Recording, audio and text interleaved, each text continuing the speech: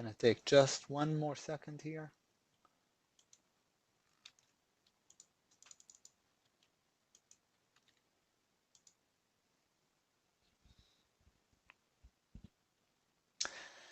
Okay, here we go. So how to use the 20 and the 200 period moving averages in your trading. Okay. First off, just want to say that most people that don't use the moving averages or actually kind of bash the use of moving averages truly don't know how to use them. That's the truth. I'm going to show you, I'm going to prove it to you in this presentation. Also, just so we're clear, anything we talk about is for educational purposes only. It's not to be construed as a recommendation to buy or sell any securities. Okay, so first, please understand that MA's moving averages are directional guides that basically speed up technical analysis. It just makes it much faster, quicker to analyze charts. The moving average is obviously pointing up, then you know this is a bullish stock, right? If it's pointing down, then you know it's in a downtrend. So it just speeds up technical analysis and reading charts. Some basic guidelines. First, the color of the moving averages should be consistent across multiple time frames. Should be, if you use the 20, the 200, whatever other moving averages you use, they should all have the same color. I mean, they should each have the same color across the multiple time frames. The type of moving averages really does not matter, but it should be the same on all time frames. Exponential, simple, whatever you want. I use simple because that's what most traders use, and I want to see what they're looking at. Because trading is, we're not trading in a vacuum, we're trading in a marketplace. So I want to see what other people are looking at. The moving averages are superior tools in uptrends and downtrends. In sideways trends, their importance is greatly minimized, almost of no use, but I'm going to show you how to use them also in sideways trends. So when the moving average is in an uptrend, is pointing up, the stock price will actually respect it and most of the time trade off of it, bounce off of it, like we see here on Facebook. When Facebook finally gapped down, then the moving average kind of kept the stock below it. It just halted it from going up. And again, easy to see when you have a moving average, easy to be able to tell that the stock is in an uptrend, and the same when the stock was in a downtrend.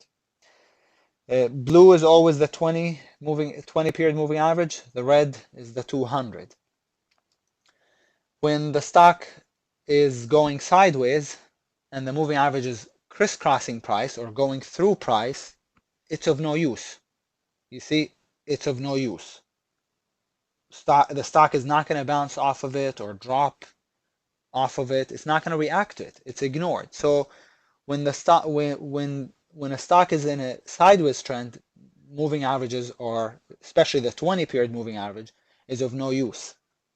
Exception: when stocks are about to transition up or down, the moving average will start to hug price and curve up.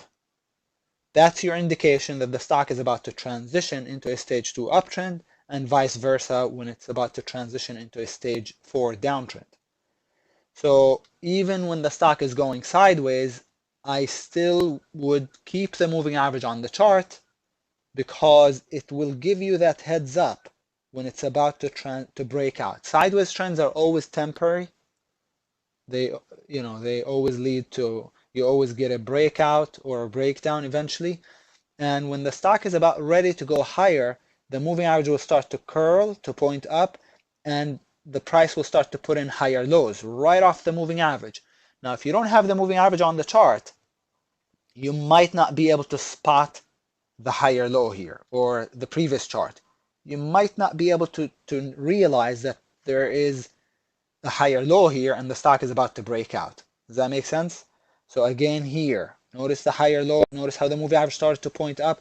That's your sure sign that it's going higher. It's transitioning higher. Okay?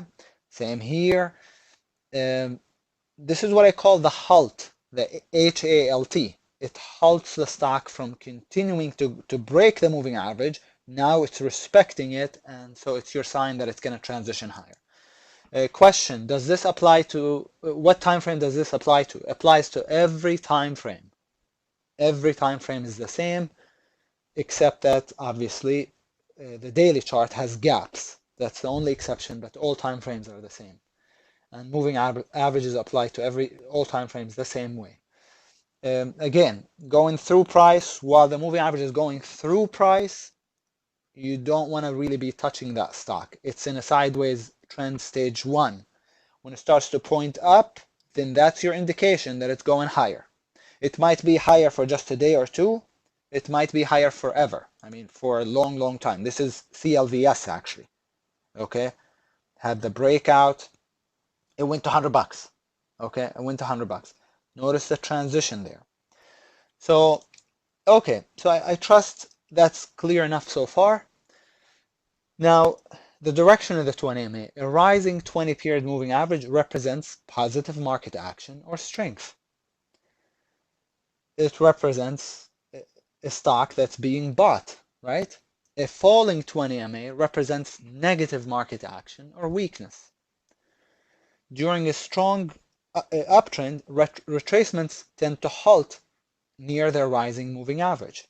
During a strong downtrend, rallies tend to halt near the declining 20 moving average. Following penetrations of the 20 MA, pullbacks to the now broken MA become very likely. So when the stock is trading off in an uptrend and is bouncing off of the 20, perfect. It bounces every time. But once it finally breaks it, right, you get the next retracement. In this case, we really didn't get much of a retracement, but the next retracement will also break it. Next retracement broke it every time. So again, when you have a retracement that breaks the 20, so in this case, didn't break the 20, didn't break the 20. When you have a retracement that breaks the 20, the next one will also break it. Next one will also break it. Okay? Because now it's no longer relevant. The stock is basically going sideways. All right, once it broke it, as I said, and that's your indication that the trend is almost over, right? The slope of the 20 MA. The slope or the angle of the 20 MA is indicative of the strength or weakness of the underlying stock. 45-degree is ideal. Okay? Steeper than 45-degree is not sustainable. It means the stock is going a little climactic, not a sustainable trend. It's really getting bought too fast, and it will run out of fuel, probably not in the too distant future. And if it's shallower than 45-degree, it means it's too weak or lacks momentum. So 45-degree is definitely ideal. That's 45-degree. Okay, that's 45-degree. Beautiful. That's a little too much. That's like 75-degree. 75-degree. And so that is not sustainable. When it starts to accelerate like this, that's not sustainable. That's 45-degree. See it? From the upper left corner to the bottom right corner. And that's just a beauty. Entry is almost always at or near the declining 20. So, and where's the entry? Just as soon as the stock takes out the prior bar's low. So again, where's the entry? As soon as it takes out the prior bar's low. As soon as it takes out the prior bar's low. It's right here, right here, right here. Does that make sense? As long as you have a 45-degree 20 MA, it should work. Not, not 100% of the time, but the vast majority of the time. Again, 45-degree from maybe here to there and up here is now more than 45-degree. Stock tops out shortly afterwards, right? Now, when playing the trend, just understand that odds are much higher in the direction of the 20 MA. So if you have an uptrend, odds are the odds are in your favor if you play in the direction of the moving average. If you play against it, you can still make money sometimes. Here, you know, if you shorted, you made money here. But look at this. Look at the move before you get this little drop. Look at this move. So odds are in your favor if you play in the direction of the trend rather than against it. Of course, there are exceptions, and that's when the stock goes climactic, when it goes way up and goes vertical. Then you can, that's the only time that I go against the trend. That's actually the only time that I look to go against the trend. So odds are in your favor if you play in the direction of the 20 MA rather than against it.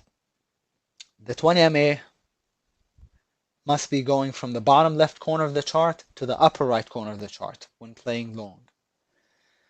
When you're looking to time your entry, always make sure it's at or near that the entry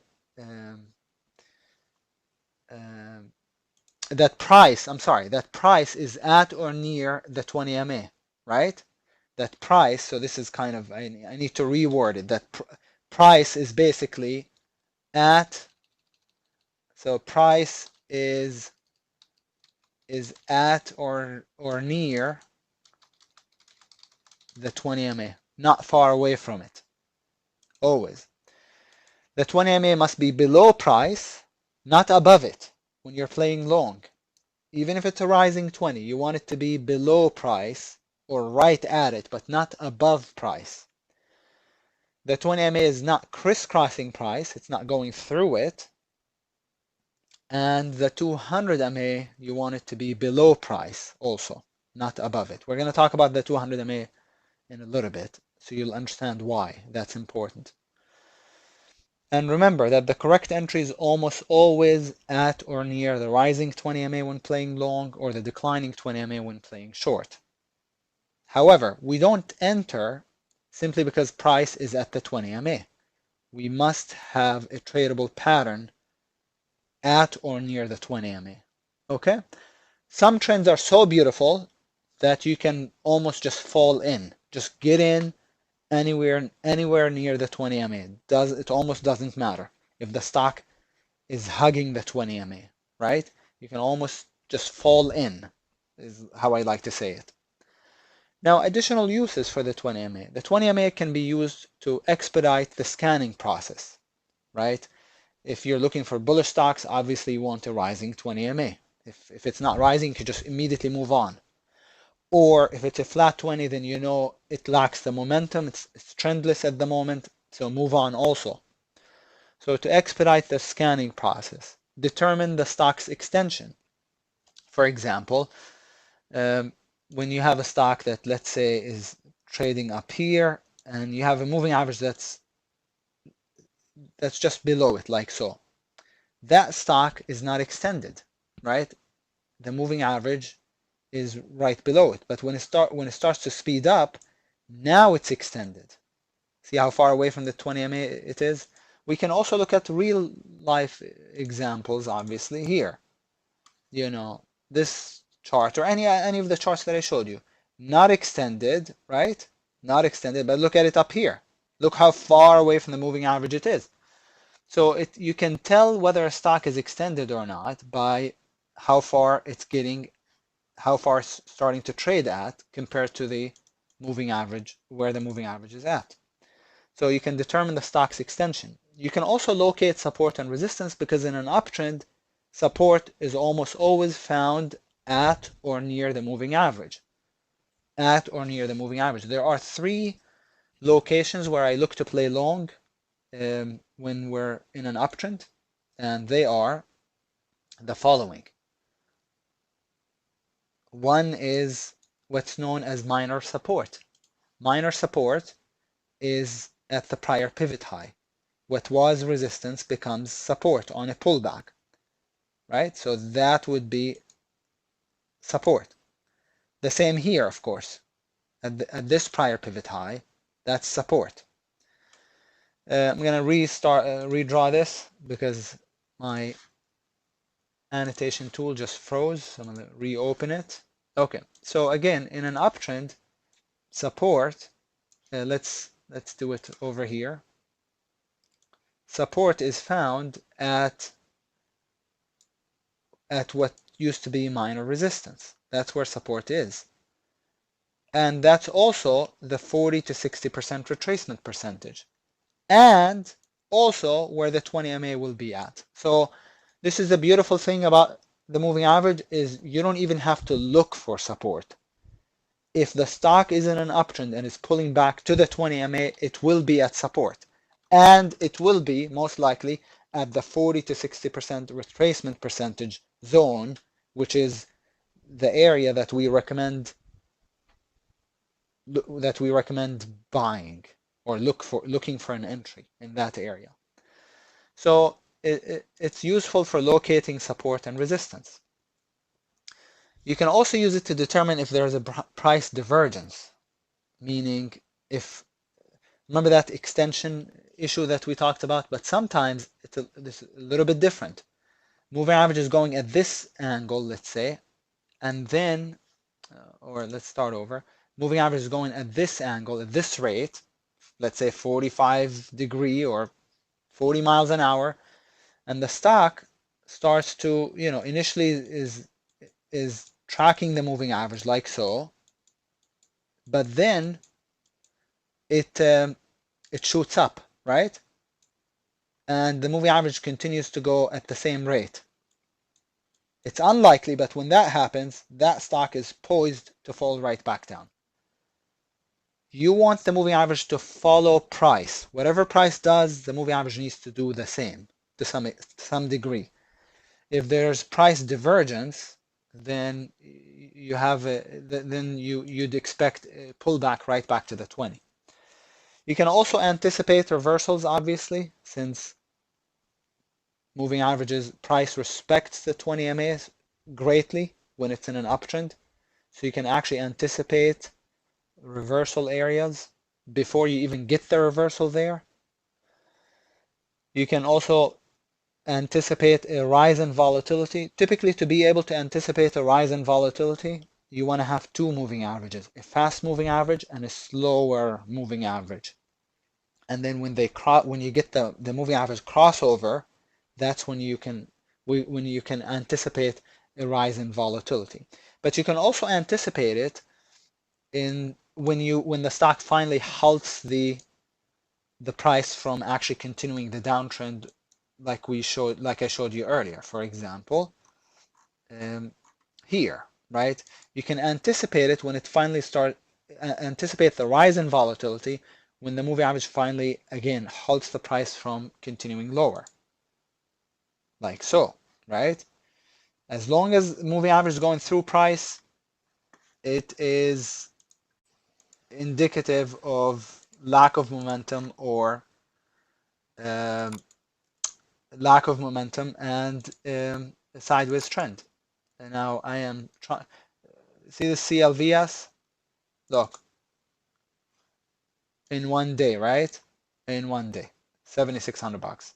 Would I have made that if I didn't have the moving average? I'm not sure. I'm not sure I would have been able to spot it setting up here without this moving average being on the chart. When I see the moving average starting to halt price from continuing to go through it like it was here, then I'm gonna get ready to, to strike, to get in that stock. So, okay, going back to that slide, anticipate a rise in volatility, calculate the risk to reward. When the moving average is your target, then you can actually calculate the reward to risk. For example, every single climactic that I do, the moving average, the 20 period moving average is my target. So if I get in here, my stop is here, and let's say the moving average is my target, the target is right here, then I know the stock has about, let's say, 2 to 1 reward to risk. So you can actually use it to calculate reward to risk. And finally, you can use it to determine relative strength to relative weakness. For example, if you put two stocks next to each other on the same time frame, one stock trading above the moving average, or the market, let's say, is trading above the 20 MA on the 5-minute chart, and your stock, the stock that you're considering playing long, is not trading above the moving average on the 5-minute chart, then you know your stock actually has relative weakness to the market. Does that make sense? So just based on where price is in relationship to the 20 MA and compare that to the market, that should tell you whether your stock has relative strength or relative weakness. If it has relative weakness, obviously you don't want to play it. Okay? Questions. Do you require this pattern on the daily and the 2-minute time frame? I'm sorry, which pattern was that? Were you talking about the sell setup? Or were you talking about the pullbacks? What I'm saying here applies to every single time frame. As I said earlier, it applies to every single, the pullback to the moving average applies to every single time frame. So if I'm day trading and I'm using the smaller time frames, it just has to be at the 20 MA on the smaller time frames. It doesn't have to be on the 20 MA on the daily and the smaller time frames. But guess what? If the stock is at or near the moving average, the 20 period moving average on both the daily and the intraday time frame that I'm looking to trade, so much the better. So much the better. It means this stock is ready to go on the larger time frame, the daily chart in this case, and whatever other intraday time frame that you're using, the 2-minute, the 5-minute, the 15. So that's even better. That's even better. Does the moving average apply to the crypto market? 100%. Yes. The moving average applies to every moving instrument, okay, that's traded in an open market. And the 20 period moving average is the most used and watched moving average in existence, especially when we have a trend going on. If you put a 20 period moving average on a chart and just see how price trades off of it, you'd be shocked in the cryptocurrency market as well as in the equities market. In any market that's traded that's traded in the public by the public. Okay. All right. Now the 200 period move. Any other questions about the 20 period moving average? Let me know. So again, the ones that really bash the use of the moving averages as another indicator don't know how to use them. That's the thing. They don't know how to use them. But I also want to say that the moving average in and of itself, by itself, is useless. You have to also know how to read price action. And the moving average becomes kind of just a helpful tool, a very, very helpful tool. Question, is the MA nothing but simple moving average indicator? Again, I use simple, but there's exponential, there's weighted, what else is there? The most popular ones are the simple moving average and exponential. But I use simple. You can use whatever you like. Okay. The 200 period moving average is a long-term moving average, unlike the 20 is a long-term moving average. And because it's not used for trend-based trades, flatness is king. Okay, you want it to be as flat as possible in order for it to be effective. And I'm going to explain that. I'm going to explain what I mean in just a minute. While the 20 MA is most powerful when it's trending, the 200 is strongest when it's flat. Think of the 20 MA as a floor to stocks above it, meaning when a stock falls to the 200 MA, it's going to act as support, and as a ceiling to stocks below it. Stocks that are trading below it, if they were to rally up to the 200, it's going to act as a resistance. A level floor is always preferable to a slanted one. It is true that a level floor, a flat 200, is much more powerful than a slanted 200, than a trending 200. Think of the 200 MA as a line in the sand. In general, stocks trading above the 200 MA are basically being accumulated. Stocks below the 200 MA are going through their distribution phase. In general, stocks above the 200, they would not be above their 200 period moving average if they weren't being accumulated, because the 200 period moving average is the average price of the last 200 bars. So if the stock is above the average, it means it's being accumulated. It's being bought. It's a bullish stock in general. I'm not saying it's a bullish stock at this moment or this day or this minute. I'm just saying in general, that's a bullish stock. If it's under the 200, that's a bear stock because it's currently trading below the average of the last 200 bars. As such, do not look to short, in general, do not look to short stocks above their moving averages on that time frame.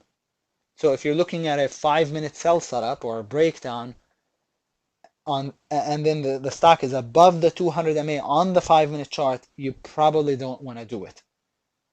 That doesn't mean the stock, if it's a swing trade based on the daily chart and the stock is above the 20 MA on the 200 MA on the 5-minute, that doesn't mean you can't do it. I'm talking about one time frame at a time here. If you see a setup on a given time frame and the stock is above above the 200 period moving average, you don't want to short that. Similarly, do not buy stocks that are currently trading below their 200 period moving average. Okay, it's really important, by the way, really important. As I said, the 200 MA can be viewed as support and resistance. As support when price is declining towards it, as resistance when price is rallying up towards it. Okay? This is also especially true if the stock is extended and falls hard to the 200 MA or rallies really hard to it. It is especially true if the stock was extended and puts in a 3 or more consecutive green bars or red bars to the 200 MA. Let me show you some examples. You see what I mean? Was extended, actually gapped up, fell really hard into the 200 on the 5 and the 15. Beautiful when you have multiple time frame alignment. That's support. That is support. Look at the move up. That's support. Look at the move up, right? 5-minute, 15-minute as resistance in this case. Up, and then into the 200 MA. Same here. That's a short. That's a short. And look at price now, 35.52. So big drop right off the 200 period moving average. Okay. So here it is, down a lot, and then 3 bars in a row to the flat-ish 200 period moving average. Was there price support? If you look to the left here, was there any support here? No, there's nothing. So why did it bounce over here? Because there's the 200 period moving average. That's what it is. Basically, I think I talk about it in here. Let me see. Do I talk about it? Basically, the moving averages are subjective Western style tools designed to locate support and resistance. They're not objective price support, but enough people use them that they become support. So again, if enough people buy right off the 200 in this case, if enough people buy right off the 200, even if there's no support to the left, the stock is gonna bounce off of it. So it becomes support. So the 200 period moving average becomes support, even though it's just a line on the chart that people react to. So keep that in mind. Okay. Now here's how we talked about how to use it as support resistance, as a line in the sand. Okay, as support and resistance, as a line in the sand, stocks above it bullish, stocks below it bearish. We said flatness is king, right? Okay, good. So here is also other ways to use it. You can use it as a gap strategy. Buy at the open stocks gapping just above a flat 200 MA on the daily chart, gapping up just above and then gapping down just below. So buy at the open stocks gapping up just above a flat 200 MA on the daily chart regardless of the quality of the gap. Would you believe that? I'm saying it. So I believe it. If a stock gaps up just above the 200, you can almost disregard the quality of the gap. Whether it's good, bad, really powerful, really mediocre gap, you can just buy it right at the open. Short at the open, look to short at the open, stocks gapping down just under a flat 200, flat 200 MA on the daily chart, regardless of the quality of the gap. However, you want to wait for a pullback to the 200 MA before buying a stock that is gapping well above a flat 200 MA. So if it gaps well above on the daily chart, you want to wait for a pullback. Or if it's gapping well below the 200 MA, then you want to wait for a counter rally before shorting it. Let me show you some examples. See this? Daily chart, right? This daily chart, just off the 200, right into resistance, doesn't matter. Bam! Big move up. Just off the 200, in this case, was not right at the 200, slightly above it, and that's why it pulled back a little bit before popping hard, rallying almost $2. See this? Same thing. I can show you 100 examples probably. See this? Same thing. Above it, in this case, not quite at it, so that's why you see the bottoming tail, meaning it came in a little bit and then rallied. So, and regardless of the quality of the gap, I mean, this wasn't such a good gap. This was okay, but into resistance. This was into resistance too. And then the stock doesn't care. If it's just crossing that 200, it will get bought. It gets lifted by that 200 period moving average. It's amazing. Same here, right into resistance, gapping from two green bars. Not a good gap, right? Doesn't matter. Got lifted by that 200. When a stock gaps way above the 200, and in this case, not a flat 200, so it's not as powerful, you can look to play it long on a pullback to the 200. I'm not saying this was a good long here. We'd have to look at the smaller time frames, the intraday time frames, to determine that. But you see how it bounced right off the 200? It didn't even close the gap, or it didn't even reach minor resistance, which would have been down here somewhere. It bounced off of this. Now you might say, this is a small bounce. Yeah, well, that's almost $2. Okay? So if the stock is gapping well above the 200, then look to play it long when it reaches the 200, off of the 200. Take a look. In this case, it wasn't gapping well above it. It wasn't gapping just above it. It was actually gapping into it. Treat it as resistance. So how do you play it? You play it long if it pulls back off of it and gives you a buy setup. Does that make sense? So this is the daily chart gapped, as you can see, into the resistance, but also into the 200 MA. And then you don't want to play it long here. You would have gotten stopped out. But on the buy setup right here, long, stop right here. Entry should have been right here. And then target the prior high. Okay? So if it's gapping into the 200, it's resistance. So look to play it only on a pullback. The same to the downside. I've shown you only gap ups. Gap downs are exactly the same. See this? Right at the 200 MA. Guess what? That's support, right? That's support, right? Doesn't matter. Slice through it like a hot knife through butter. Bam! Big sell-off. And then continued lower. Right under, well, it wasn't exactly at the 200 MA, so it went up a little bit first, and then it dropped. But look how it respects that 200 MA. It's the granddaddy of all moving averages. It's the truth. I wouldn't be saying it if it wasn't true. It's the truth. Look at this, guys. Under support, but also under the 200 MA. Again, it wasn't exactly flat 200. Flat is always preferable, but it's still very, very relevant. If a stock gaps from being above it for a while to now below it, it's gonna get sold. It just is.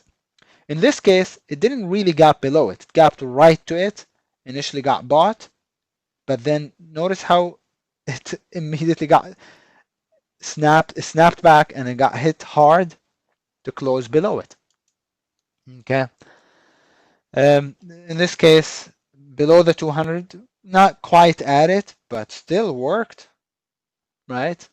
So for I love it for gaps. I really, really love the 200 MA on the daily chart for as a gap strategy. Um, Now you can also use it as a breakout strategy. Look to buy stocks in an uptrend that base at or near their 200 period moving average as soon as the rising 20 catches up to price. Okay? Look to short stocks in a downtrend that base at or near the 200 as soon as the declining 20 catches up to price. Very effective for long-term trading, but also for day trading. So here's the picture perfect.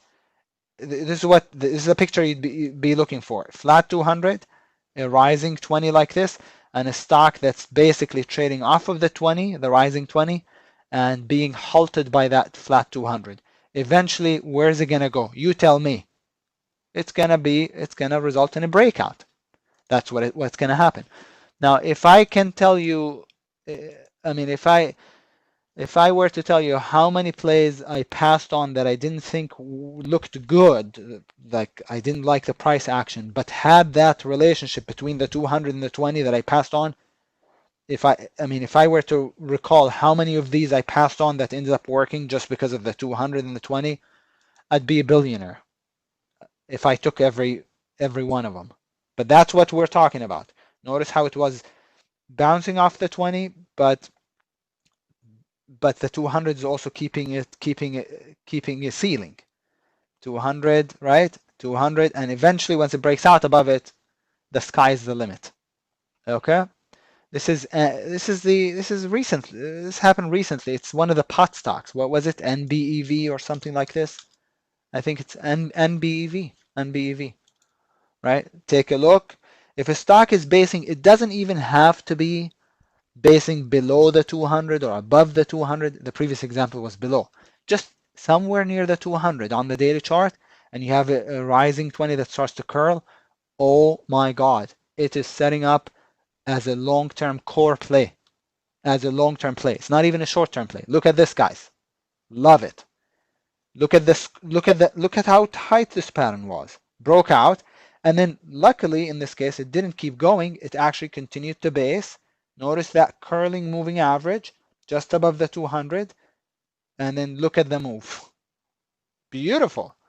So the point is to say that if you have breakouts, if you have bases, if you have stocks that are basing on the daily charts, in this case, daily, weekly, monthly, but especially the daily, and they're basing right around the 200 period moving average. If they are, the moving average, the 20 period moving average is going to be flat initially, but once it starts to curl, you want to look to take that breakout because those they result in huge moves, in really, really big moves. Okay, as you can see, okay, and more of the same, more of the same, more of the same. Where did this stock come from? It was basing at or near the 20, the 200. Move average starts to point up, and look at the move. And this is perhaps my favorite. This is RYAM. I played it. Look at this, guys. Flat 200 and a rising 20. That's what I call the pinch play, plus a shakeout. So flat 200, rising 20, and the stock is oscillating between the two. Eventually, it gets squeezed by the 20, and it pops over the 200, and then bam. This was actually a play for as a swing trade for the strategic swing trader members. So does that make sense? Okay, any questions? Are there any questions about this? I see that you use the 8-period moving average. How do you use it? A good question. I use it for intraday trading. So I have the 8-period moving average on my 1, 2, 5, and 15-minute time frames. And I use it mainly in the morning for gaps because it takes a while for the 20 to catch up to price.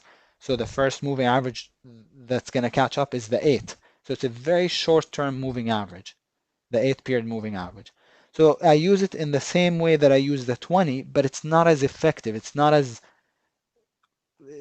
powerful because it's not followed as much as the 20 is. But I use it in the same way that I use the 20, except it's a faster moving average, which means stocks in the morning that are gapping are going to react to it first. So that's why I have it. Okay, what else? Let's see. Yeah, are you going to be provided with a recording? Sure. I'll give you the link later on. Okay. Let's see. You managed to capture a picture of every slide. Good for you. Good. All right. What else? Any other questions? Okay. Any other questions? Again, for those that may be tuning in right now from YouTube or Facebook, we have an open house in the room, so come join us. Link is in the description. There's a link to join the open house in the description of the video. Thanks so much. If you have questions, you can always reach out to customer service. Okay. Thanks, guys. I'm going to stop the recording right now and then get back to trading.